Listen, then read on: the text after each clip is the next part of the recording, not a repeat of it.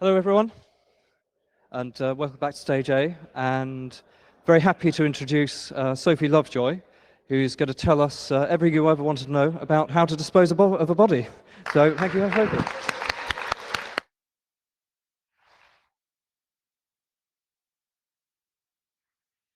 Ladies and gentlemen, welcome to this celebration of the... Oh, wrong script, hang on. So, hello, I'd love to say that I'm delighted to see so many people in the audience for this talk, but actually, am I the only one that finds it terrifying that this many people want to know how to dispose of a body? All of the methods that I'm going to talk about today are either legal or in the process of being approved. I was very tempted to pretend that this was a practical session, and with the help of my teenage son to do so. So a few days ago, he's just there. A few days ago, I actually found myself Googling body bags that would fit my son and decided that was wrong on so many levels, we weren't going to take that approach. Just in case there's anybody squeamish in the audience or there's children, I'm not going to be showing graphic pictures. I'm not going to be talking about anything too revolting. I am going to be talking about burying, burning, dissolving and freezing bodies. One thing that I've chosen not to talk about today is something called plastination, which was a process developed by Gunther von Hagens in the 70s. And his Body Worlds exhibition is based on that. The reason I'm not going to do it today is it's absolutely horrible, and I'm not showing pictures of that. So if you're interested in plastination as a process, go and have a look. Just before we start, I really want to share that this talk almost didn't happen. A week ago, I nearly pulled out because my eldest is poorly. So after 3, could you all really loudly read what's on this slide? 1, 2, 3. Yes! Thank you. I know that she's watching it on the live stream. Right, so a brief bit of background then. I had a humanist baby naming ceremony for Tess in 2001, and as a result, I got trained by Margaret Nelson of Suffolk Humanists to join the ceremonies team. In 2004, I conducted my first funeral, and I've conducted a couple of hundred since then. I don't do it full-time, I do it part-time with some other jobs. It's an amazingly rewarding job to have, and it's the easiest bit of lecturing you will ever do, because not only is everybody in the audience grateful, nobody ever asks you questions at the end. So this session's going to be a whistle-stop tour of body donation, burials, cremations, what to do with ashes, and some more recent developments. It's definitely not going to be comprehensive, but hopefully I'll give you a flavour of what's out there and perhaps give you some ideas. And given how creative people that attend EMF are, I'm quite excited about hearing from you in the bar later on, any alternative methods you might have come up with, hopefully legal ones. Okay, so I'm going to start with donating your body to medical science, because if ever there was an audience to talk to about it, it's probably this one. This is something that's massively appreciated by the staff and students of the medical schools. And if it's something that you choose to do, your body can be used for 3 purposes. It can either be used for anatomical examination, where students and healthcare professionals are taught the structure and function of the human body, or it can be used to research the human body and how it works, or you could possibly be used for surgical training. The Human Tissue Authority, who produced this guide, are responsible for licensing and inspecting the institutions involved, and they're regulated by the Anatomy Act of 1984 and the Human Tissue Scotland Act of 2006. I'm not sure what's different about Scottish bodies. I'm quite interested in finding out if anybody knows. And that sets out that those acts set out the legal framework for the removal, the retention, and the lawful use of body parts and bodies after death. The key thing with donating your body is you absolutely must give your written consent before you die. I don't know if you'll be relieved to hear or not, but nobody in your family can donate you to medical science after you've gone if they don't have that consent. What you do is you get the form from your local medical school, you fill it in, and then you keep it with your will, so it's available when it's needed. But not everybody's body is accepted, so it's really important to have a plan B. So, for example, most medical schools won't donate bodies over Christmas because they have far more interesting things to be doing. You won't get accepted if you've recently had surgery or if you've donated organs. You might not be accepted if you have unusual anatomy or if the donation is more than 6 days after you've died. If you've had a communicable illness before death, or if you've had a variety of neurological disorders, you're also excluded from donating, not just for the brain disorders because it might be something that's infectious if the cause isn't known, but also because rational consent has to be sought. You can't donate, they won't accept donations from people who've had those. So most medical schools will come and pick you up unless they're slightly outside, unless you're outside their area, in which case they might ask your estate to pay the removal costs of your body. Nevertheless, donating your body to medical science is probably still the cheapest option. Usually, at the end of the process, they'll meet the costs of cremation, although some of them do offer burials. If you want what's left of you to be buried, and it's not something the medical school offer, they will return what's left of you to your family to be buried. So that might be quite nice if you don't get on with your family. There's often a memorial service afterwards that is attended by the staff and the students who've learnt from the donor, which is very respectful, as it should be, and sometimes the families are able to attend those. So the guidance for each individual medical school varies. So if you have a look at the HTA website, if that's something that you're interested in, they have a finder so you can find your local medical school. Okay, so moving on to burial. If you're not going to donate your body to medical science, nowadays you're almost certainly going to be buried or cremated, although that might change in the future, as we'll hear later on. Usually a funeral director will come and collect the body, will prepare it, and will store it and deliver it to the cemetery or the crematorium where you're being buried or burnt. And they'll also ensure that all the necessary legal forms are completed. It's harder to cremate a body because you can't exhume a cremated body afterwards if there's a problem. Only about a quarter of burials in of funerals in the UK at the moment are burials. Traditionally, that's always meant a churchyard or a public ceremony, but there are now lots of these natural woodland burial sites. This one is in Rabness on the North Essex coast, and this is where I'm expecting to end up, hopefully, at some point. Typically in the woodland, in the natural burial grounds, you can pick a tree instead of a headstone. And the Sun Life Cost of Dying report from 2017 said that a typical burial costs around £4,257 at the moment. There aren't any legal requirements to use a coffin for a funeral, so you can use a shroud or something else if you prefer. There's also no requirement to have somebody lead the funeral, so your family could stand up and speak, and you don't have to have a minister or a humanist celebrant or anybody else in charge. And if you would like to prepare the body yourself and transport the body yourself, there are some funeral directors which offer a storage-only service for you. The Natural Death Handbook, the old edition, I don't know about the new edition, actually had plans for how to build your own coffin, and you can use it as a bookcase in the meantime. Now, my ex-husband, when we were married, refused to build me a coffin, but I bet if I asked him now, he'd be absolutely delighted. So as well as coffins made out of cardboard and wood and MDF and bamboo and willow, somebody in America is now offering something they call the infinity suit, which is a suit, a shroud suit, and the threads of the suit are impregnated with mushroom spores. So after death, the mushrooms will consume your body and its toxins, so it eats you and it leaves behind clean and pollutant-free compost afterwards.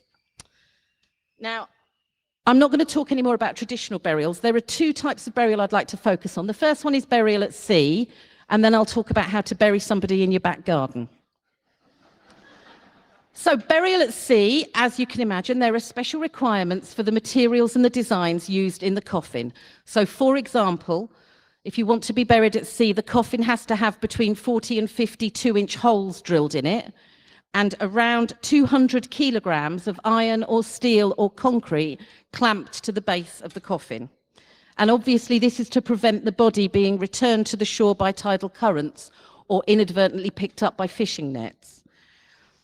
You've also got to make sure that the body isn't embalmed, and that's because of pollution. You've got to make sure it's lightly dressed in biodegradable material, and I can only imagine that's if it gets out and somebody, I don't know. And finally, the body has to have a tightly attached, durable identification tag that says not only the name of the deceased, but also who the funeral director was, presumably to prosecute them afterwards for not doing it properly. So anybody can be buried at sea. You don't have to have been in the Navy or anything like that, but you do need a license, which you get from the Maritime Management Organisation via the Gov.uk website. A license costs £50 if you'd like to have a sea burial off of the Needles at the Isle of Wight, between Newhaven and Hastings, or at Tynemouth in North Tyneside. Anywhere else in the UK, you can get a license for £175, but you have to provide exact coordinates and demonstrate evidence that the body's not going to get washed up or picked up by shipping boats. It is worth taking into account, however, that it takes about 5 hours to get the boat out far enough to conduct the ceremony, and the water tends to be quite choppy. So again, if you don't like your family and they're prone to seasickness, I strongly recommend sea burial as an option. Now, you might think it's easier to scatter ashes on the sea instead, but please be aware that if you're doing it off of HMS Belfast on the Thames, which was my father's final commission, and so we went to scatter him from there, you can only do it when the tide is going out, which is quite straightforward. But you have to be careful, because you run the risk of, at the exact moment your brother is squatting down to scatter your father's ashes into the water, a tourist boat goes past with their noses pressed up against the window. So it might not be quite as dignified as you would have perhaps hoped for. Okay, so burying people in your back garden. I know it sounds unlikely, but have you heard of Kirsty Allsop, the woman of Location, Location, Location? Yeah. She honoured her mother's wish to be buried at home in the back garden. So she's probably the most high-profile person who's buried somebody in the back garden. It's legal to bury somebody on private land in the United Kingdom as long as you have permission of the landowner. Now, I don't know how that works with mortgages, so you might need to explore that. Every burial's got to be recorded in a burial register, stating the full name, address, age of the deceased, the date and place of the burial, and the name of the minister or celebrant or the registrar that recorded the death. Now, this register could be simple as a single sheet of paper, but it's got to be kept in a safe place to ensure that it's not lost and nobody accidentally digs up whoever you've buried in your garden. And equally, there's got to be a plan showing the exact coordinates. And the recommendation is that the plan and the register are stored with the deeds of the house. I can't imagine what the estate agents will do with that at some point in the future. So this is this lovely house, and people are asking why it's so cheap, and it's because she's at the end of the garden. If you like the sound of this, I cannot possibly recommend the garden burial website highly enough, because the guidance around this says things like you should consult the local council about not messing up the local water table, and actually it recommends that you should consult them. And that website offers fantastic guidance on just crack on with it, because if the government don't agree, they've got to get a license to exhume the body, and it's very, very unlikely that they'll do it. So I offer you that website as something you may be interested in if you have hopefully a large back garden and you'd like to keep somebody at home after they've died. So moving on to cremation then. Cremation's by far the most popular way of disposing of a body in the United Kingdom. There are about 300 crematoria around the country. Now, crematoria are usually near a main road. They are open Monday to Friday during normal working hours. And most of them have a fantastic combination of free parking, a clean toilet, chilled water, and a tea and coffee machine. Now, the tea and coffee might not win any prizes, but if you're traveling with children, it's a brilliant place to stop instead of running the gauntlet at the local service station. So, and my son can testify to this. Anyway, cremation process. Once the ceremony is over at the crematorium or wherever you hold it, usually the curtains close, and once the congregation have left, the coffin passes from the catafalque, so that's a catafalque that it rests on. So the body either is hidden behind curtains or sometimes they drop down out of sight. I'm not aware of any crematoria in the United Kingdom where the doors open into the fires of hell. I think that's a film thing, and I'm fairly confident in saying that's just not something that you see. So the coffin's withdrawn into a room behind called the committal room, where they check the name plate on the coffin, and they fill out a card, and that card then stays with the body and then the remains until they're collected from the crematorium. The coffin's put into the cremator. The cremator is a cubicle which only allows for the insertion of one standard-sized coffin. Although that said, there are now more and more cremators being replaced around the country with bigger ovens, basically, because we're getting bigger as a nation. So years ago, it used to be that somebody who was very, very obese could only be buried, but now they can fit them in. So cremation takes around 1 to 3 hours, between 870 and 980 degrees Celsius, and it's always done on the same day, or almost always done on the same day. The coffin is never opened, nothing is added, nothing is taken away once it's taken out of sight.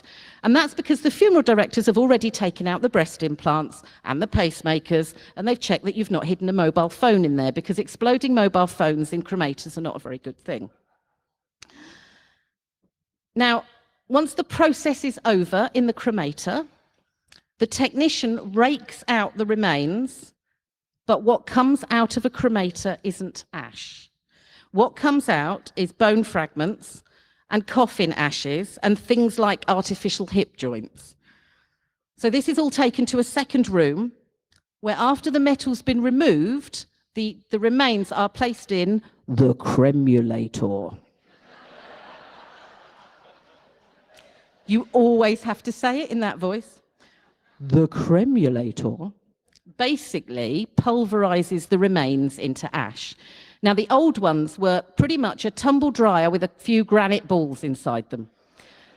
I'm so sorry for those of you who didn't know this already and are now traumatized by this. Basically, tumble dryer, great big balls of granite inside it. You put the remains in, they're smashed up for a while, they fall through a grill at the bottom, and then you have ashes. The more modern ones involve rotating blades or flails. Chains, and the one in my local crematorium has been replaced quite recently with a rotating chain. My other half found this out when I took him to the annual open day where you can go behind the scenes, which I thought was a really, really good date, but I'm not convinced that he did, but you can ask him in the bar later. Right, so back to the ashes. Studies have shown that an average male produces about 3.5 kilograms of ashes, and an average woman produces about 2.5. The container that you pick them up in is a similar size to and looks a bit like an old sweetie jar. And they will release ashes either to a named individual, so for example, a family member, or they'll release them to the funeral director that you used. If you don't go for a traditional scattering, and just be aware, there's quite a lot of ash. So if you don't go for a traditional scattering, there are lots of options to choose from. So quite recently, the news has reported there are at least 2 occasions I know of where somebody's ashes have been scattered into the mosh pit at a gig of their favourite band. There was a young lad called Nye Newman who died at the age of 17. He was quite a well-known free runner, and his mother had his ashes divided up into 100 bags and sent them off with family and friends to be scattered all around the world so that he could travel after his death at the age of 17. But you can do so much more than just scatter ashes. So this is my friend Helen and Helen's husband, Steve. She's given me permission to share their story, which I think is very generous of her. So in 2009, Steve died, and after organ donation, where 3 people benefited, I was asked to conduct Steve's funeral, and we cremated him. Helen then had some of his ashes put into shotgun cartridges, because Steve was actually an instructor at Clacton Shooting Club. And so she proceeded to hold a shooting party with Steve in the ammunition.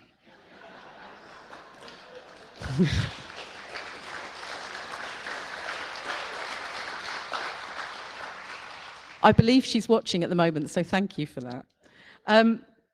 Helen was also one of the first people in the country to have somebody's ashes turned into diamond. So they extract carbon from about 100 grams of ashes, they add some other stuff, and then they put it into a high-pressure, high-temperature machine under a pressure of around 6,000 atmospheres and a temperature of around 2,000 degrees Celsius. A diamond is created. So a half-carat white diamond is around £4,000, and a similar half-carat diamond, but much more yellow, is around 2,300. And it takes between 2 to 4 months, depending on the color that you would like. So diamonds are really expensive, but there are loads and loads of companies now making all sorts of jewelry that you can incorporate your loved one's ashes in, whether that's a human or your pets. So as you can see, there's beads up there for charm bracelets, and there are rings, there are cufflinks, there are pendants, there are all sorts of things. And if you don't want to wear them, you can have glass art made to put on your wall, or on the far right there, you can actually have them made into a paperweight. So if you really want to permanently wear them, you can actually have ashes put into a tattoo. So the earliest tattoos were basically ash from a fire rubbed into a pre-designed wound. Memorial tattoos are just the next step on. What they do is they pick some of the finest ashes from the remains and they mix them with ink, and then you're good to go. Alternatively, for music lovers, there's a UK company called And Vinyl. No, it gets worse. They offer you the chance to live on from beyond the groove by having your ashes incorporated into a vinyl disc. The basic package is about £2,000, and that will get you 30 records with custom artwork and any sounds you choose lasting a maximum of 24 minutes. Now, their high-end options also involve global distribution to record stores. So if you're a serious muso, you might want to check that one out. Much more short-lived, but a hell of a lot louder, is having yourself put into fireworks. Now, before I start to talk about putting ashes into fireworks, can I please emphasize that you should never, ever attempt to dismantle a firework to put ashes or anything else in it, because it's highly dangerous and it's potentially illegal. And obviously, there isn't a single person in this room who would consider trying that. So there, I'm not responsible for whatever happens. So in 2005, the writer Hunter S. Thompson made the news by having his ashes fired out of a 150-foot cannon in a firework display. So fireworks are doing it for you. There are three main options. The first one is you can have some ashes put into one large rocket, get fired several hundred feet in the sky, and then as it explodes, you have a spectacular scattering of ashes. That's about 70 to 100 pounds. Or you can have them put in a large consumer firework, which I gather is called a cake. I think hopefully that's the only way ashes are going to get into a cake. Typical costs for that are between £200 or £300. And that's one of those large ones that you light, and then it goes bang, bang, bang, bang. So some ashes are going to be fired with each of those. And then finally, you can also have, you can go the whole hog and pay upwards of £2,000 to have a professional firework display, so you're spread more evenly over your chosen site. And actually, while I've just been reading that, I've remembered an ex-boyfriend of mine at university, a guy called Paul Chambers, who swore he always wanted ashes in an ashtray in the student union bar. But we can't do that anymore. That's a real shame. Sorry, Paul. Okay, so if a few hundred feet isn't high enough for you, there's a company called Ascension Flights that appeared on Dragon's Den to launch their space funeral business in the UK. So you can be scattered from a high altitude balloon for just under £1,500, or this can happen. Now, hopefully this will work.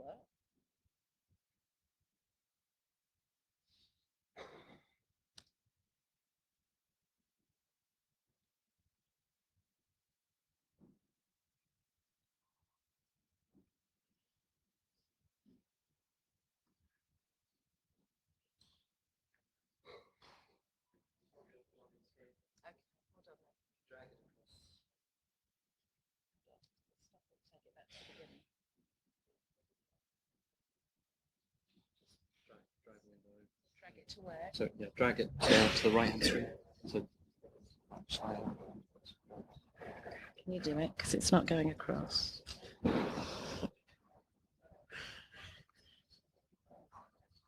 Okay, good.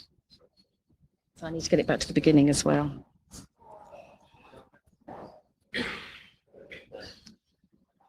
Can we not just come out of this and mirror it and do it that way? Take it back to the beginning. Sorry about that. It is worth waiting for. Here we go. Not easily from here is the answer to that.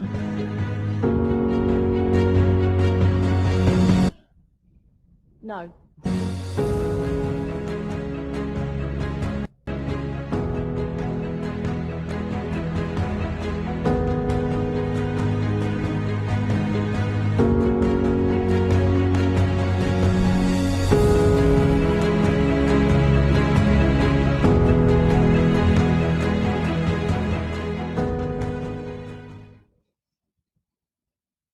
You just get it back now. Okay, so basically for just over £2,000, they'll launch you from their site in Sheffield and they'll provide a memorial video like that. So they'll launch you up into space and scatter your ashes from space. And they've got all of this clever tracking equipment so they can get you back, get the equipment back afterwards. You can also choose your own launch location for more money. But to take things to the next level, there's at least one firm in America going much, much farther. And they'll actually either put a portion of your ashes or DNA on the moon, or they'll just send it out into outer space for you. But you're looking at sort of £12,000 worth by that point. So, space doesn't particularly float my boat. On the subject of floating boat, did you see what I did there? Somebody was going to ask me about Viking funerals, so let's just get that one done and dusted. Viking funerals, and by that I mean having your body launched on a burning longboat, to my knowledge isn't legal in the UK at this time.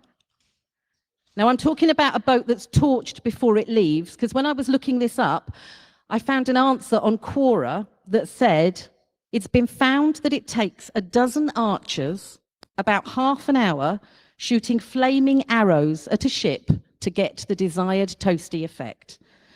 The audience gets bored and the ship ends up looking like a porcupine. So I suggest we set fire to stuff before we send it off. So this is 80 centimeters long. This is actually a floating urn. And it's 80 centimeters long. You can put your ashes, well, you clearly can't if it's your own ashes, but you know what I mean. The ashes of your loved one can be put inside it. You can set light to it and then send it out on a calm sea or a lake. And it takes around half an hour, but obviously duration depends on the conditions. And it says on the website there are pegs to control the speed. Didn't have time to look into how that works. So the last way of scattering ashes I'd like to, well, disposing of ashes I'd like to talk about is actually the creation of an artificial coral reef. So the one in the UK is just off Weymouth, and it's called Solace Reef, and it's been generated from pyramids of local Portland stone, and each stone has a nameplate on it, and you go out to sea and they're pushed off and they sink to the bottom of the sea, and they've got a hole in them that you can put in a biodegradable urn containing somebody's ashes. The really interesting thing about Solace Reef that I discovered was the reason that they chose pyramids for this particular site was this was the thing that was most conducive to improving the lobster stocks in the area. The mind boggles. Okay, and just before I move away from I move on to newer ways of disposing of a body, it's worth just mentioning open funeral pyres. So there was a guy called David Wrigglesworth who actually walked free from Leeds Crown Court in 2005 after he burned his mother in the back garden. She died of natural causes in 2002, and he kept her at home for 8 weeks before disposing of her body, and then proceeded to claim benefits for another 2 years afterwards, and that's why it went to court. But the judge, James Stewart, said the case was extraordinary, and I quote, because burning your mother's body, you did not the public may be surprised to hear, commit a criminal offence because you did not burn it or dispose of it with the intention of obstructing or preventing a coroner's inquest. Please don't take that as an endorsement or permission, or just don't do it. Apparently the neighbours complained about the smell with the bonfire. That's as gory as it's going to get, people. It's all fine. Right. So the use of open pyres to satisfy religious requirements is still under debate. But in 2010, the Court of Appeal ruled that according to a strict set of criteria, it was legal. There's a council in the north of England who is now being challenged to provide a facility where open pyres can actually happen, or at least grant the planning permission for somebody to build such a facility. But there isn't one in the UK yet, to my knowledge. Nevertheless, there's the campaigner who's been working towards this, a guy called Devinder Guy, actually conducted an open-air pyre in 2006, and he wasn't prosecuted as it wasn't in the public interest. Again, please don't be doing these things. Just don't. Or if you do, don't blame it on me. So, moving on to then newer ways of disposing of bodies. The most recent development in body disposal is something which has already been adopted in parts of America and Canada and recently in Australia. And this is something called alkaline hydrolysis. And it goes by a variety of names, including water cremation or resomation or biocremation. It's very, very similar to the process that was used to get rid of dead cows after the BSE outbreak. But don't let that put you off. I'd just like to apologise here to anybody who's offended by the use of a photograph from the Daily Mail, but it is a really good photograph, so I'm sorry about that. So basically, the body's taken out of the coffin and it's loaded into the chamber. Stage 1 involves weighing the body in order to calculate how much potassium hydroxide or lye needs to be added. And then in the next stage, the tank is pressurised and filled up with the alkaline solution before being heated up to around 152 degrees Celsius.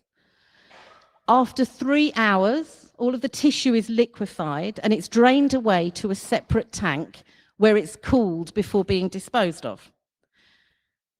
The liquid that comes off looks like tea, doesn't contain any human DNA, and it makes a fantastic fertilizer for the garden, although I don't think they've designed the machine with a way of harvesting it off. However much your loved one enjoyed gardening, can you imagine turning up to the cremation with a Bowser on the back of the car? So you could just, no. What's left after this process is pure white bones. And then, of course, the medical bits again need to be removed, like the hip joints and the fillings. And then it's back off to the cremulator to make pure white ashes. So the first place to introduce water cremation in the United Kingdom was going to be Rowley Regis Crematorium near Birmingham. But Severn Water has held up the process because it won't grant them a trade effluent licence, because people are very squeamish about dissolved bodies going into the water system. It's a real pity because this only uses 10% of the energy of a standard cremation, and there's no air pollution. So I suspect this is something that's going to be happening in the United Kingdom very, very soon. Finally, and I'm not going to risk the video, it's too hard, I want to talk about something called cremation. So cremation is basically freeze drying a body. This process was developed in Sweden. And what happens is there are 5 steps. So you take the body out of the coffin and it gets placed into a chamber, and then it's frozen in liquid nitrogen to crystallize the body. And then the body's put onto a plate where you're vibrated for a minute and you turn to dust. Then they have to freeze dry it.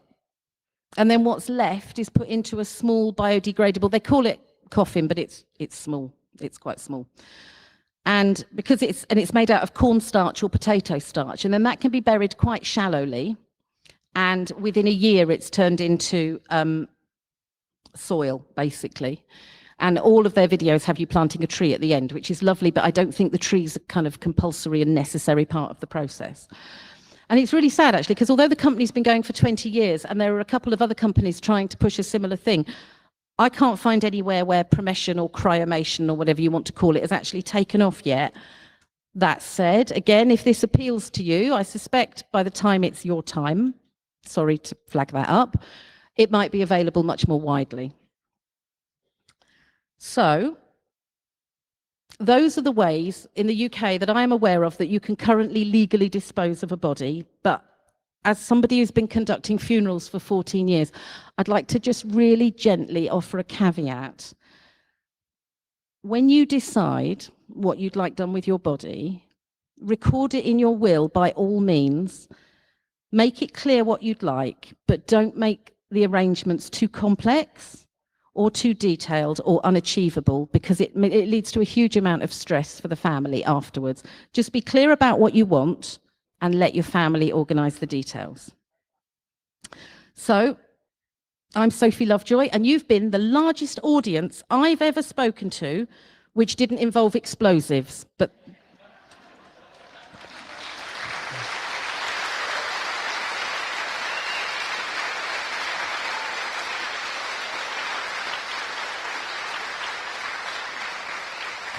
thank you so much for coming and listening. And I'd actually prefer to take questions in the bar today, if that's okay. It's been a hell of a week. Attending as many funerals as I do has made me realise that life is really short, and I urge you to take every opportunity that you possibly can, which is how I found myself on stage A at EMF camp talking about dead bodies. I'll see you in the bar. Thank you.